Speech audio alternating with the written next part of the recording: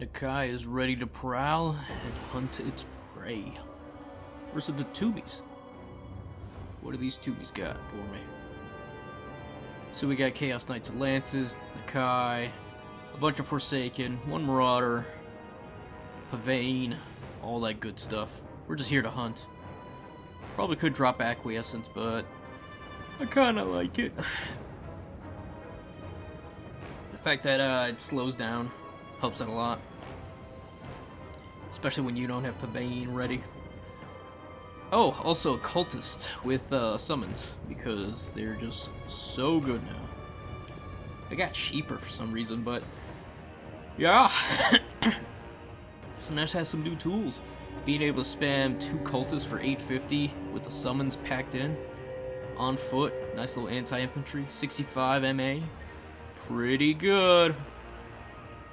Nakai already on the prowl, trying to dodge the Bone Giant. Screaming Skull Catapult's got a nerf, but it looks like it wasn't enough, because it is just hammering in on my Forsaken. They need to go in there. It's not a bad call. Shooting into my Forsaken like that, not like that's not what they're designed for. But the fact that they get such a... I think they have Discourage, so you're taking 16 leadership damage? And they need Frenzy, and without Frenzy, they start to fall apart pretty quick. To the scare. Well, they have immune to psychology, so it's not the worst. But in a regular Forsaken, you know, not Slaanesh perfected, there would be a bigger problem. Even my Cultist is kind of whiffing right now. I can get these these Forsaken right into his line, or into his artillery lines. And here I got these Chaos Knights sitting here doing doing jack all, because man. I was so focused on sniping and dodging and all that, I forgot to give him a charge. Should've just charged him in. Ugh. We'll see. Maybe we'll slip it to Nakai just being an absolute pain in the butt. Tomb Guard Halberds trying to do the thing. So we switch targets to the big old nasty Bone Giant. And we're gonna make those Tomb Guard have a workout. We're gonna work them bones. Knights get that charge off, and they're going to be an absolute disaster for those poor skilly boys over there. Oh, and the Grand Hierophant is getting bullied by Nakai. We love to see it. Tomb Guard also want to get bullied too. Capture Guard, these guys are never going to die. So it doesn't hurt to just swarm them with 3 Forsaken. I blobbed up way too hard there. I could have had one of those Forsaken, those 2 Guard Halberds, have Nakai just keep cycle charging everywhere until everything else is dead. Fiends on top of the Bone Giant, and over here we lost 1 model versus the Nekar Horsemen lost all their models. They're all gonna die. They're gonna die. Skilly Horsemen coming in right now just to try to catch Nakai, and I don't know why you would, but here we go. Alright, Nakai keeps bouncing back and forth, trying to dodge the Giant, trying to cycle in onto Skellies. We're just all over him. But the value is even, although I am on the verge of triple capping my opponent, just retaking his objective too. My opponent really should have went super wide. This is the thing about Tomb Kings now. The meta is going into this super wide Tomb Kings build, because everyone's used to the big old scary monster meta of the Sphinxes. And so they're ready for it.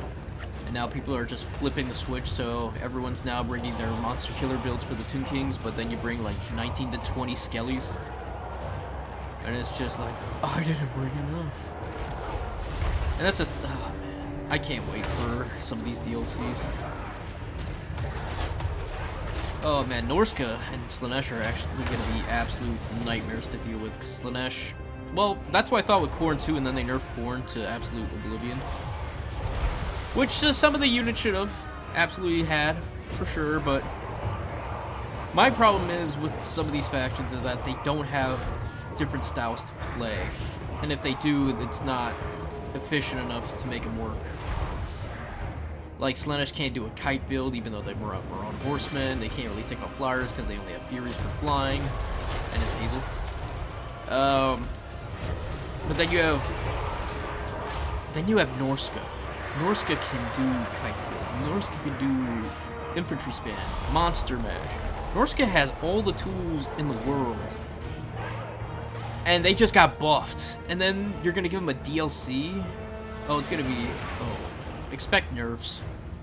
And if no nerfs, then Norse is gonna be #1, even though they are right now, as recording of this video. Norska's just so busted.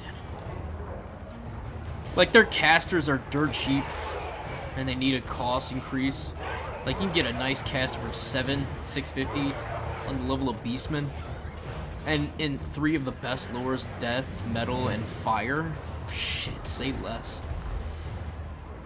And he could die, and you'd be like, alright, that sucked. Let me bring him back real quick so he can do his thing. And you still have a whole army to deal with. Very tough army by that. Man, this is just so good. Slaanesh, though, Slaanesh, although stayed the same, a lot of other factions got buffed to the point where they, I think, have the tools to kind of deal with Slaanesh. But Bane getting nerfed is the biggest hit. Now that it takes a while for the Rampage to kick in, and the Rampage does last a while, but most lords will probably realize, I'm being paved, and then run all the way back to their deployment zone by the time, hopefully by the time that happens.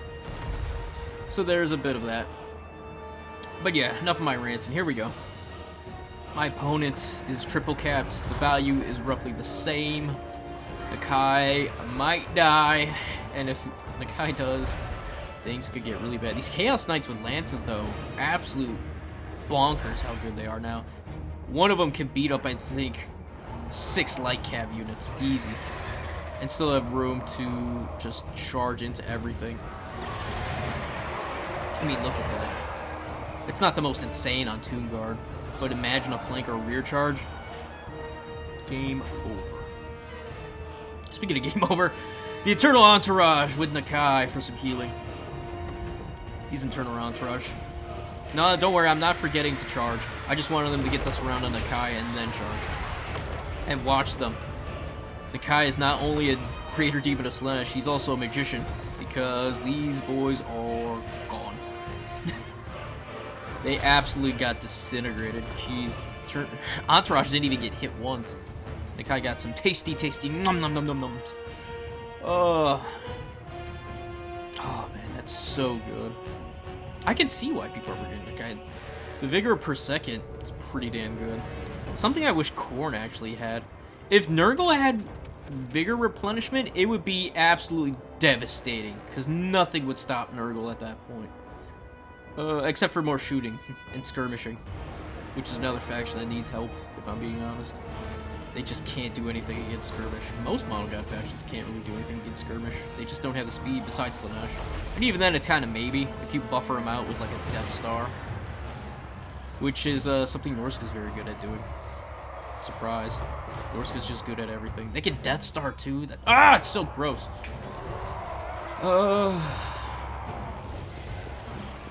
Norska's so good. And I think we're coming to the end of it here soon enough. I mean, everything here is dying. We have the Eternal Entourage coming. We have Nakai coming. Thankfully, we had the heals too, because if we didn't, that shot would have put us in less than a 1k range, which probably would have left him in a bit of a pickle. Tomb Guard are over blobbing. Makes me wish I had Phantasmagoria? Or is it slicing? It is slicing shards. Slicing the shards. And the Entourage will eat up this Bone Giant. I think my opponent just taps out at this point. And then we'll go to the second game, folks, which is going to be against the Down. That'll really test the metal of Slaanesh.